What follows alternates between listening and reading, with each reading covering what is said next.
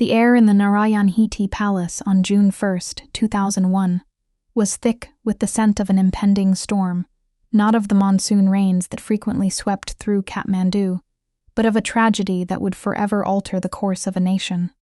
What began as a routine Friday family dinner, a cherished tradition among the Nepalese royals, descended into an unimaginable bloodbath, leaving a trail of devastation that shook the very foundations of the Himalayan kingdom. The official narrative points to a lovesick prince, enraged by a marriage dispute, as the perpetrator of this horrific act, but the echoes of doubt and conspiracy theories continue to reverberate through the valleys of Nepal to this day. This is the story of the Nepalese Royal Massacre, a crime that remains shrouded in mystery and sorrow. Remember to comment, like, share, and subscribe so you don't miss future episodes of the Calendar of Crime. King Birendra, a beloved monarch who had transitioned Nepal from an absolute to a constitutional monarchy, presided over a family known for its close-knit bonds. His eldest son, Crown Prince Dipendra, was the heir apparent, a young man educated in the West, seemingly destined to lead his country into a new era. However, beneath the veneer of royal duty and public expectation, a deep personal conflict brewed. Dipendra was deeply in love with Devyani Rana, a woman from a prominent Nepalese family, but one whose lineage was deemed unsuitable by his mother, Queen Aishwarya, and other senior royals. The queen reportedly had other plans for her son's marriage, leading to escalating tensions and heated arguments within the palace walls. On that fateful evening, the royal family gathered for their monthly dinner. Accounts suggest that Crown Prince Dipendra, already under the influence of alcohol and possibly drugs, became increasingly agitated. A heated exchange with his parents regarding his desire to marry Devyani reportedly took place. Following this confrontation, Dipendra was escorted to his room, seemingly to cool down. However, what followed was a chilling and premeditated act of violence that would shock the world.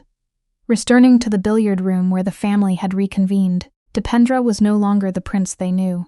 Dressed in military fatigues and armed with an array of automatic weapons, including a Colt Model 733 carbine and an H&K MP5K submachine gun, he unleashed a barrage of gunfire upon his unsuspecting family.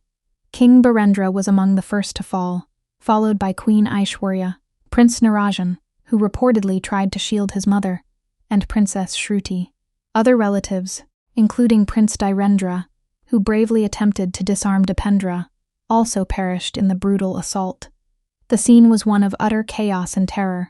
A royal gathering transformed into a killing field.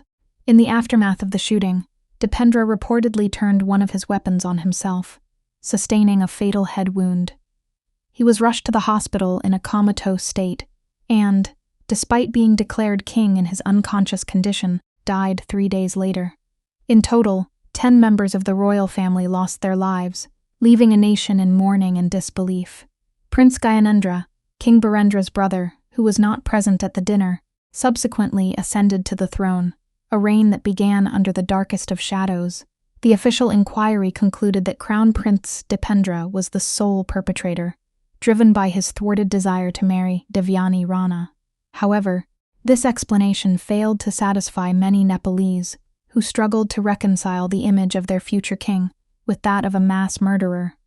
Numerous conspiracy theories emerged, fueled by inconsistencies in eyewitness accounts, the sudden change in the line of succession, and the general distrust of authority that had been simmering in the country.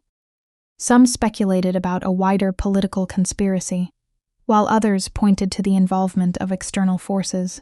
The truth for many remains elusive, buried beneath layers of official reports and public speculation. The Nepalese Royal Massacre remains a poignant and tragic chapter in the country's history, a stark reminder of how quickly power, love, and personal grievances can intertwine with devastating consequences.